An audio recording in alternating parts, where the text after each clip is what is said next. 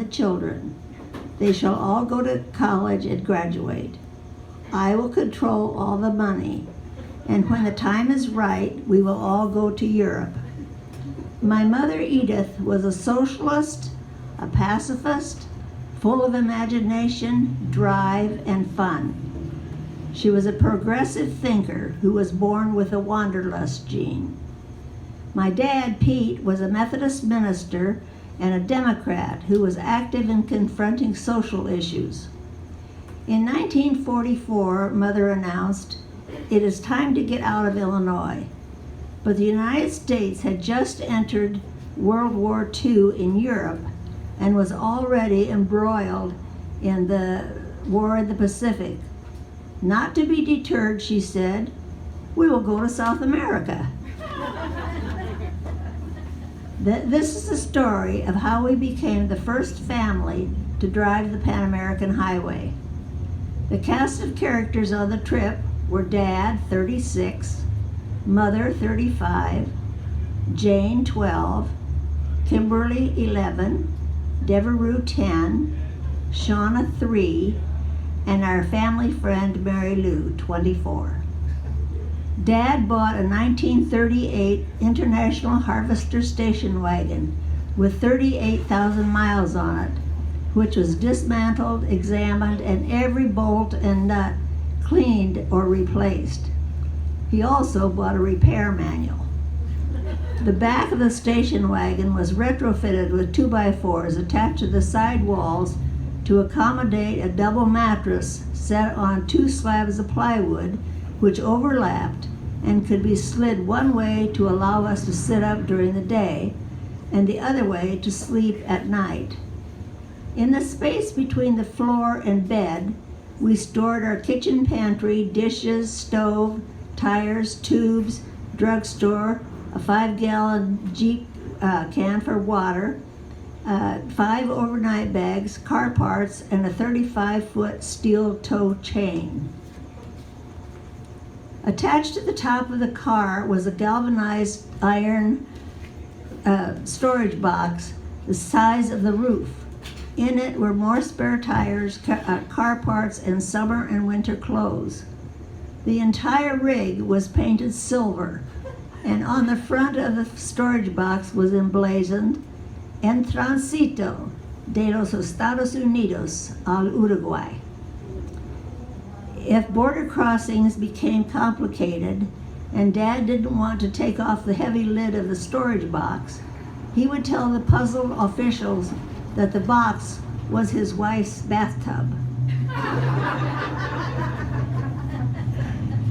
Next began the long, painful task of getting immunizations.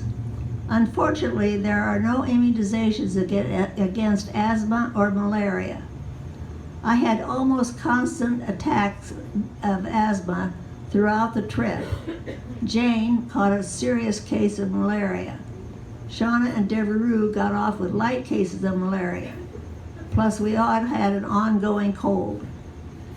After our furniture was sold, we children had weeded out what we couldn't part with and disposed of the toys, books, papers, etc. that were our childhood. It was time to go.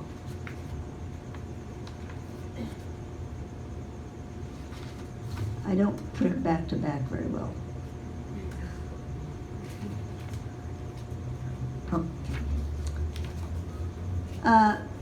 Farewells were said to a skeptical crowd of friends and relatives. Some people were frightened that our parents were taking the family to such an unknown and dangerous area. One man asked in confusion, "What are you doing this for? Why don't you just stay home and subscribe to National Geographic?" Years later, we learned that some of them had tried to get a court order to stop us. We left Illinois on December 19, 1944. Most accounts of the Pan American Highway begin around 1950. We drove it in 1945, joining it near Laredo, Texas. In Mexico City, I whacked my first piñata. There we had the station wagon taken from Acapulco to Panama. Without the car, we traveled through Central America by train, bus, and airplane. El Salvador, Nicaragua, and Honduras were bypassed because of revolutions in each country. Panama City was alive with the carnival celebrations, parades, music, noise, filth, and disease. A rabbi rescued us and arranged for Mother and Dad to have jobs. She was a legal secretary and easily got a job with the canal administration. Dad worked for a company building a pipeline across the isthmus. While our parents worked, my older sister Jane became the housekeeper, doing all the laundry by hand and overseeing Shawna while Deborah and I attended school. And then our dear, indispensable friend Mary Lou arrived to brighten our days. Now la familia está completa. The journey probably would not have been finished if it hadn't been for Mary Lou. She became Mother's companion. She kept the peace among the sisters and taught us songs and games that we know to this day, such as Sticky Sticky Stambo, Nozo Rombo, Hari Bari Basco, Ikidandu Nine Kamran Tambo. And our other favorite, Master of all masters, get out of your barnacle, put on your squibs and crackers, for white-faced enemy has a spark of hot cockalorum on his tail. And if you do not get some pendulum, high copper mount will be all on hot cockalorum, that's all.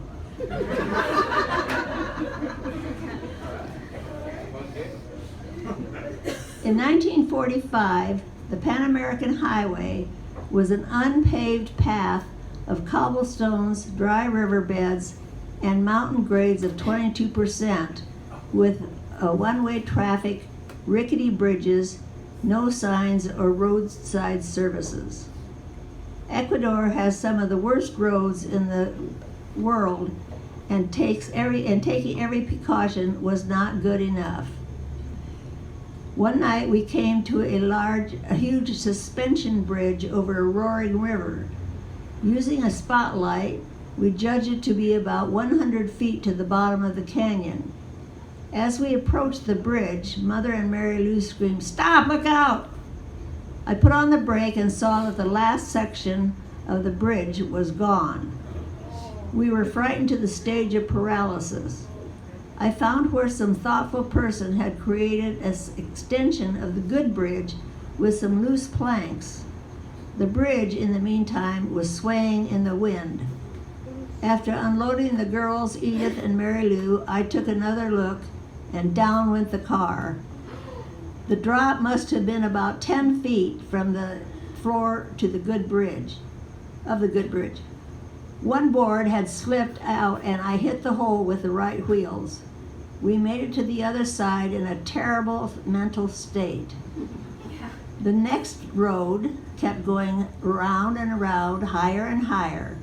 It was supposed to be the remains of an old Inca road in the pre-Spanish days that connected Cusco, Peru with Quito, Ecuador. From the looks of it, they were the last ones to repair it as well. We drove for hours in low gear with the gas pedal to the floor. The best we could do was 5 miles an hour. We were high in the Andes and above the clouds. Ponchos, blankets, and gloves were no protection from the freezing blasts of wind. Devereux and I were sick and huddled up next to frozen Shawna. We were crying and blue with cold. Then the car boiled over and wouldn't start. We finally met our Waterloo in the shape of a mountain that had such a long grade that we could not get over it. The grades were often 22%. In the United States, most roads are built with a 6% grade. We weren't making any progress, so we removed 200 pounds of luggage and had the exhausting job of carrying the luggage to the top by hand, stopping every few steps to catch our breath. We lost track of how many times we had to tote the luggage up the grades of Ecuador, Peru, and Bolivia. If I was having an attack of asthma, Shauna and I would be driven to the top of the grade and left to guard the luggage as it came up the mountain.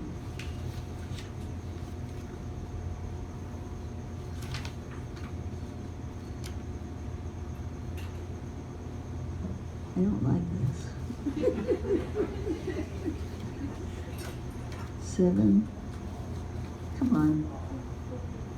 Where's 9? I did practice this at home, I promise.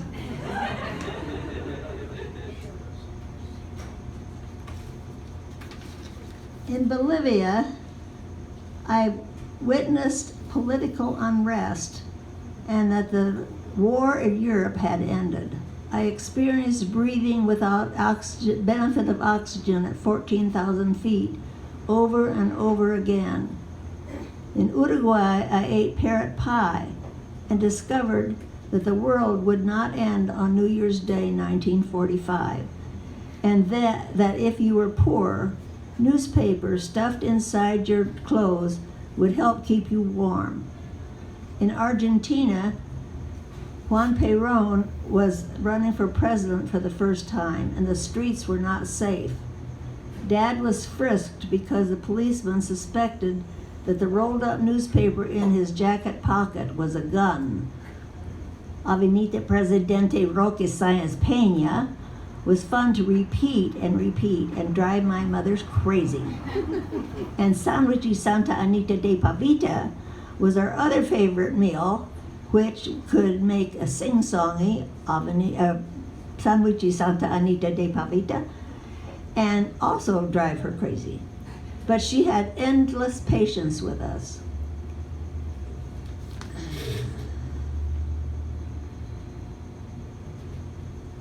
I did skip something. And this is only supposed to take 10 minutes. It's okay? My dear niece will not say so when this is over.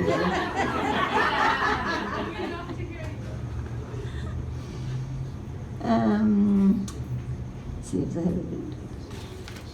That's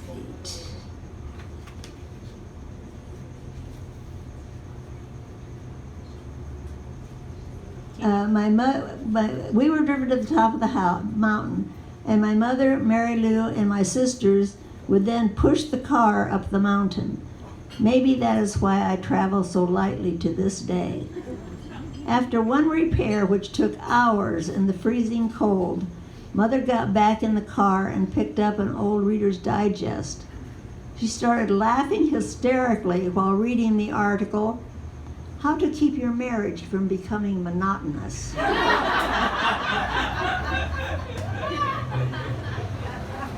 The search for water was a regular delay in our schedule.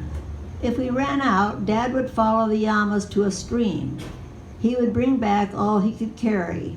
Then it had to be strained and boiled and strained and boiled and to make it a very strong tea that covered up the color and the smell of the water before we could drink it.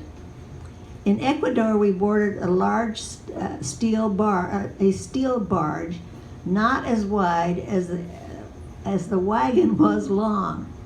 We had to park crosswise in the widest part of the barge, but the car still stuck out on both sides. As we floated from Quito to Guayaquil, several skull-like boats tied up alongside us and furnished us with fresh fish out of the water. I ate eel for the first time. I already read part of that.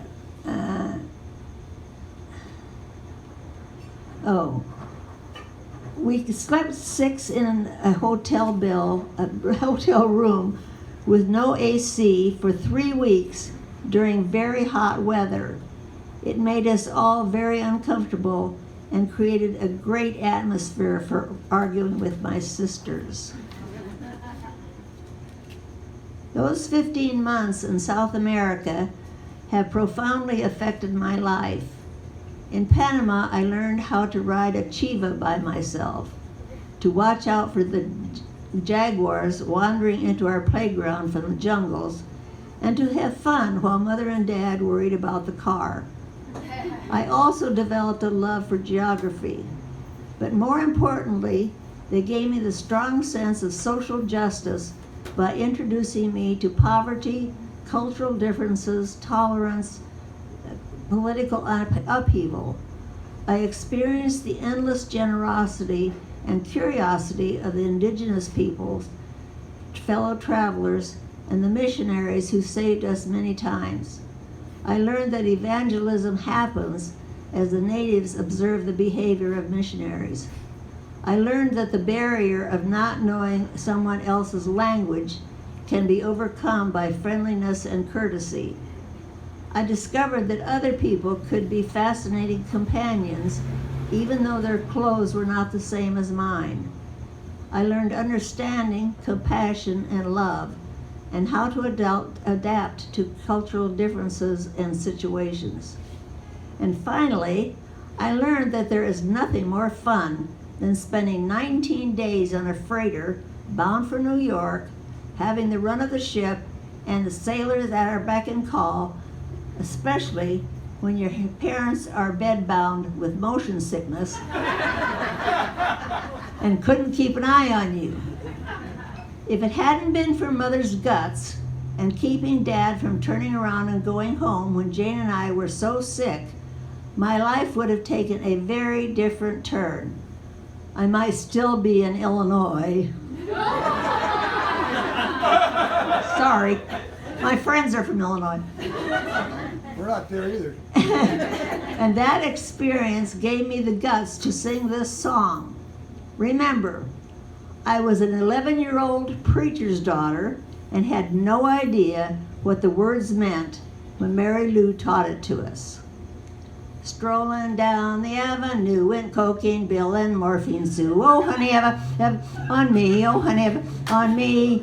Now into the drugstore full of coke went this pair of morphine dopes. Oh, honey, have on me, oh, honey, have on me. Now in this drugstore was a sign, we ain't got no more morphine. Oh, honey, have on me, oh, honey, have on me. Now in the cemetery on the hill lies the grave of Cocaine Bill. Oh, honey, on me, oh, honey, on me. Now in the cemetery by his side lies the grave of Cocaine Bride, Morphine Bride. Oh, honey, on me, oh, honey, on me. Now this here story goes to show there ain't no use in snuffing snow. Oh, honey, on me, oh, honey, on me.